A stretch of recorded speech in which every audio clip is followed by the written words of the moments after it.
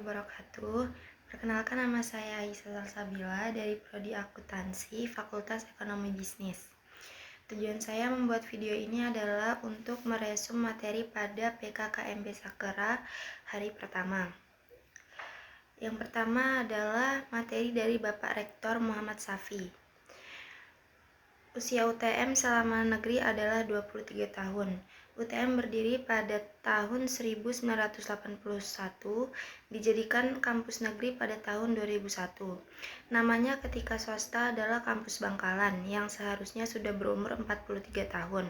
UTM mulai 2016 mulai memfokuskan kepada pengabdi masyarakat.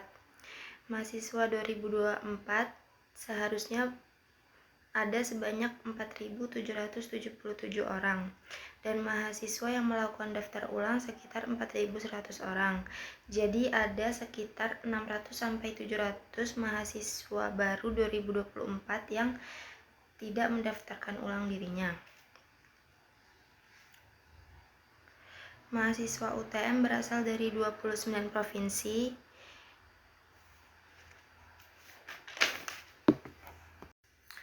Adapun orasi kedua dari Gubernur Jawa Timur, Dr. Andes Dr. Haji Khofifah Inder Parawansa MSI, periode Gubernur 2019-2024. The Ever-Changing Life, perubahan dalam hidup. Perubahan tidak akan berubah tanpa perubahan itu sendiri. Triple Distinction, dengan langkah inovatif kita bangun imajinasi kita. Fucha, V, Vision, U, Understanding, C, clarity, A, awareness. In the future is not about the competition. Competition ada 5. Competition of knowledge, competition of creativity, competition of imagination, competition of learning, and competition of independence. Menjadi pengusaha besar tidak harus punya segalanya. Advanced technologies. Indonesia emas bertemunya 3 faktor. Faktor yang pertama, momentum 100 tahun. Yang kedua, modalitas. Dan yang ketiga, momentum 10 negara dengan ekonomi terbesar 2050 adalah: yang pertama Rusia, yang kedua Meksiko, yang ketiga Jerman, yang keempat Brazil, yang kelima USA Kingdom, yang keenam Jepang. 10 negara dengan ekonomi terbesar 2050 adalah: yang pertama Cina, yang kedua Amerika, yang ketiga India, yang keempat Indonesia, yang kelima Jepang, yang keenam USA Kingdom, yang ketujuh Brazil, yang kedelapan Jerman, yang kesembilan Meksiko, dan yang terakhir Rusia. Pada tahun 2030, Indonesia memiliki skala nomor 7 ekonomi terbesar di dunia. Kata-kata dari Bu Khofifah, susah tidak berarti tidak bisa. Inna ma'al usri yusra.